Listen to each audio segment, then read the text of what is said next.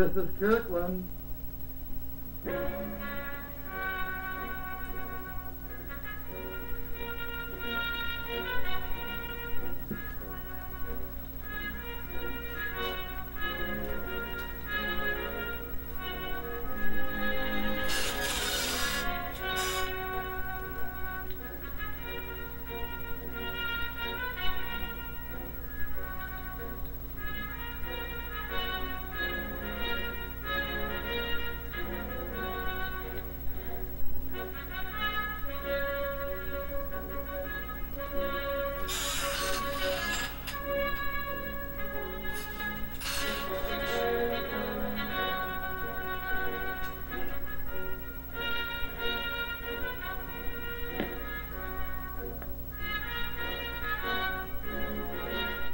If you were trying to find an adjective adequately to describe Kirkland House, you might use friendly or congenial.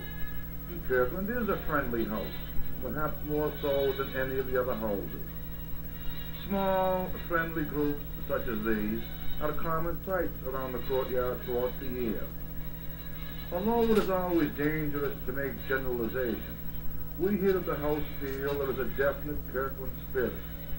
The spirit of a house is something hard to define. You might say it is born of the personalities of all the people connected with Kirkland. The master, the tutors, the staff, and the students. This picture will try to give you an idea of the way the house appears to a small group of undergraduates from different backgrounds with different interests, but having in common an interest in the status and well-being of their house. Kirkland is one of 7 undergraduate housing units at Harvard, and in this capacity it fulfills many functions. The one person who has the greatest opportunity to impress upon the house's personality and outlook is the house master. Professor Mason Hammond, master for 10 years, is about to retire, and in his place next September will be Professor Charles Taylor. Mr. Taylor comes to us with his work cut out for him.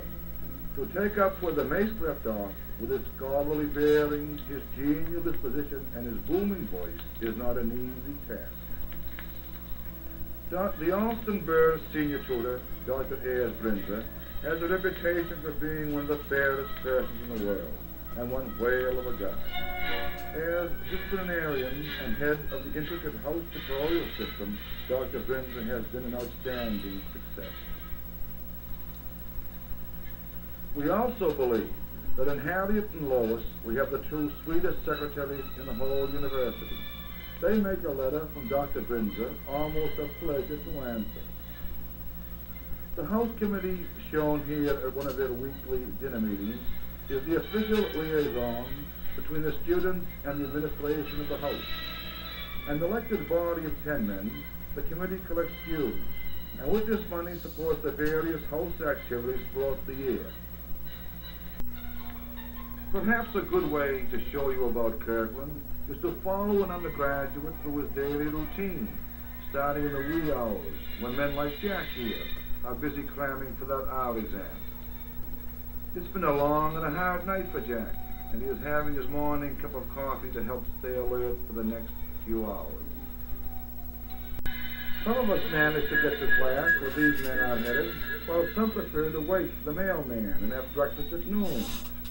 Let us bypass the hours spent in class or in bed, taking up the story again at noontime. The air of informality at Kirkland is most obvious in the dining room, and here the boys are signing in for lunch.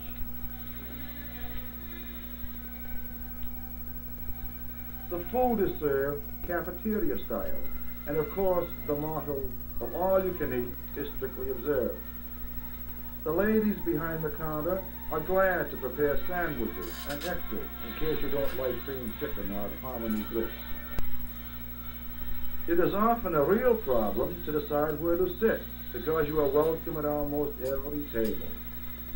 To those of us who have just arisen, feeling that terrible gnawing sensation due to a trip to Cronin's, the famous bust of John Kirkland probably looks something like this.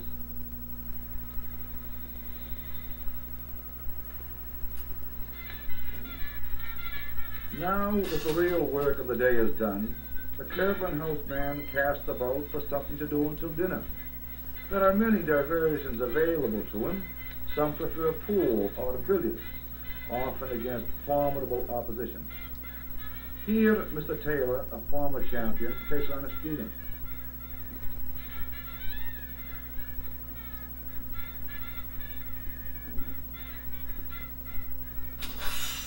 Oh, what a miss.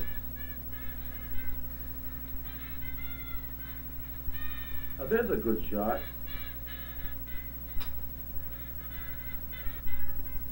But perhaps the seniors have the right answer. With generals finished, they take off a few hours during the afternoon to lounge in the sun, to lean out of their windows,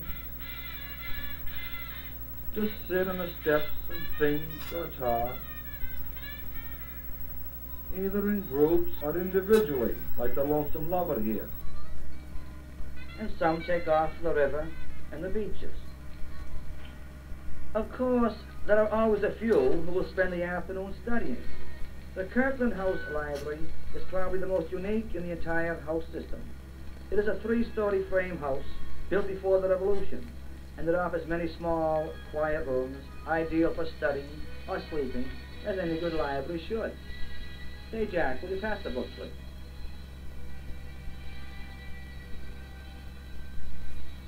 What? No pictures?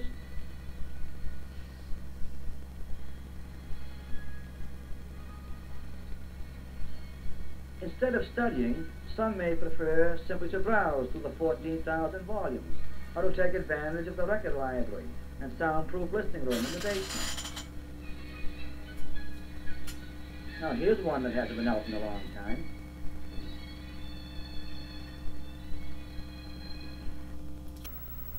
During the fall term, the athletes repair to Soldiers Field to defend Kirkland House honor.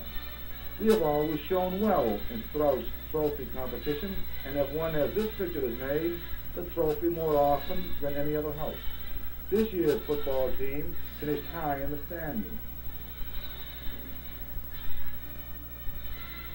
Here the boys receive from Lowell, while LeMaster and Harriet seem excited over the whole thing.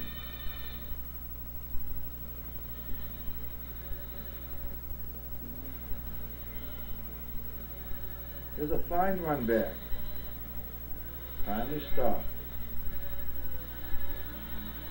Here our fullback pulls his way up for 7 or 8 yards.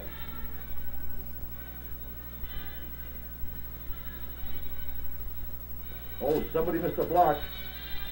Tough. Lovely punt. Come on, Big Red. Get down on it. Down. Mrs. Hammond preferred to watch soccer, and she took Ruffles along to make noise for Kirkland, shown here in yellow jerseys as we outclassed Adams' house. This was for the annual trophy. That's a nice pass over.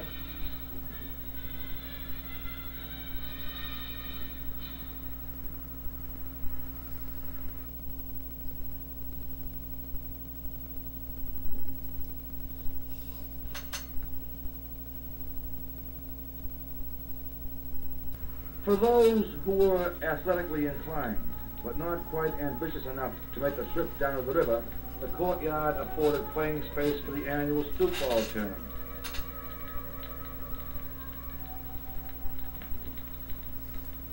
Anyway, the scenery is better up here. On this particular Sunday afternoon, the courtyard offered many diversionary sights. But the game went on.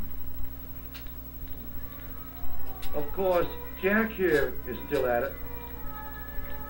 That's right, boy. Keep with it. This is Group A.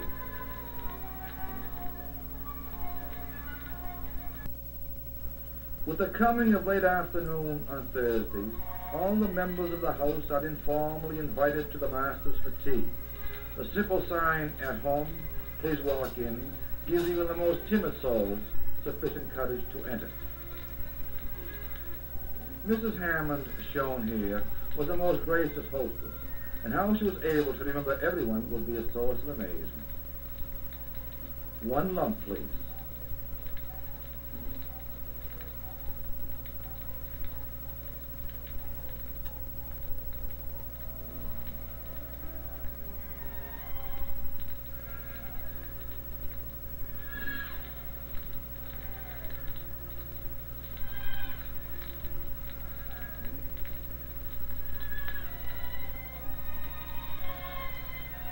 The guests of members of the house are invited, and here one student has brought his wife along. You are apt to meet any number of interesting people.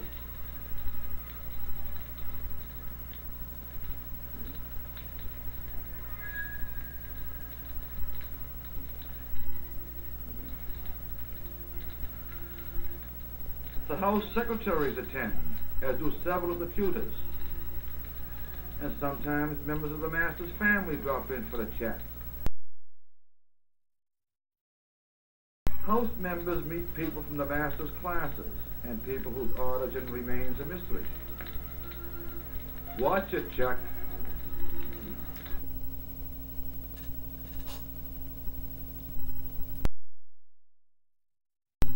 Christmas brings with it the usual diversion. An annual tradition here at the house is a Christmas dinner and plays performed after the meal.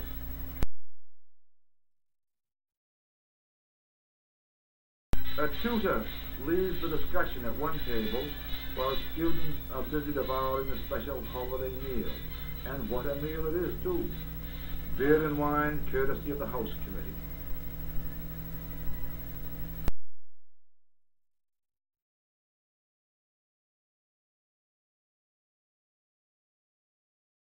Mr. Ewell, a former house superintendent, leads the Kirkland brass band around the dining room in the parade of the boar's head, a tradition here in the house.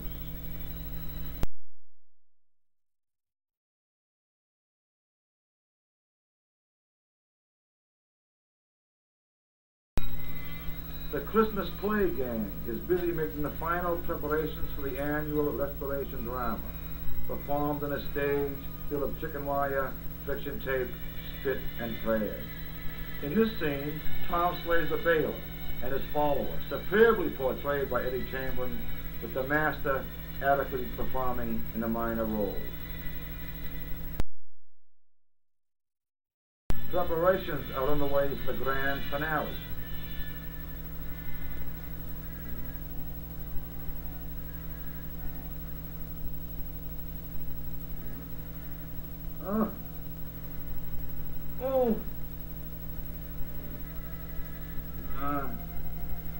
Buddy, in our play, everybody dies.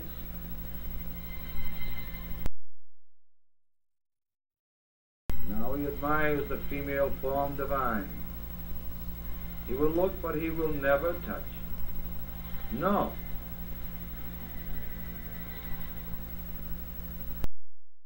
Returning to our daily routine, let us look at the Kirkland man on a typical weekend evening. As an experiment, we tried a mixer at the house this year. Girls from the neighboring colleges were invited, and here they come. Man, oh man, don't they look pretty. Now, according to the boys who attended, many worthwhile contacts were made, and several of these girls appeared at subsequent house dances. Here are some of the boys in action.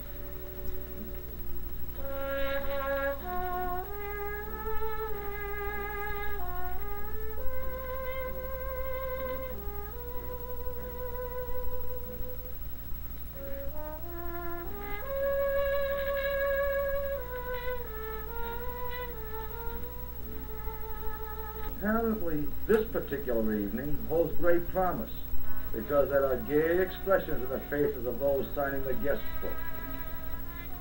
Don't forget, boys, out by 11. I'll be checking the rooms myself tonight. This was the weekend of the Kirkland Cabaret. Here, Ted Bernard and his 5 dachshunds warm up before the show really gets on the road.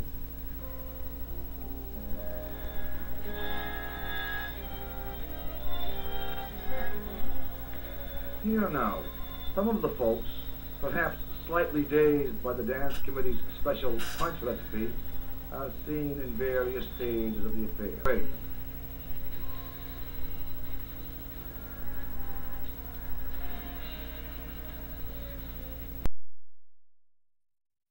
House committee men tripping the light fantastic.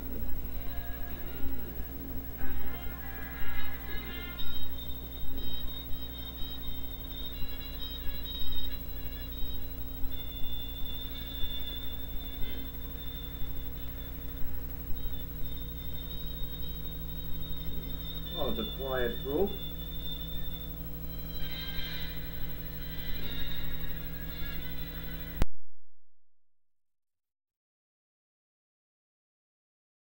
Let's have a toast, somebody.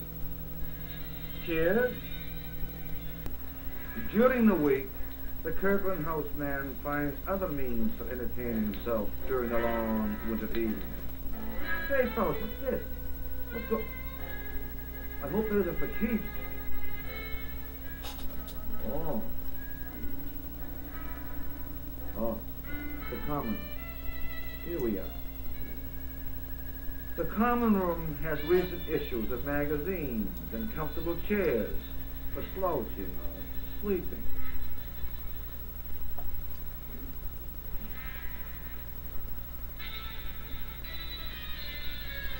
The piano is used by musicians of all classifications, and here a house member plays what is probably some Chopin.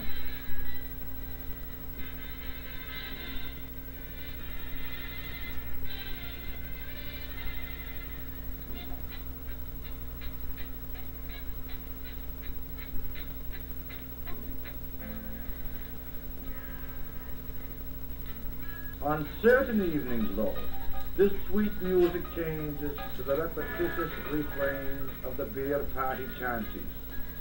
Notice, if you will, the slightly dulled expression in the faces of the participants here.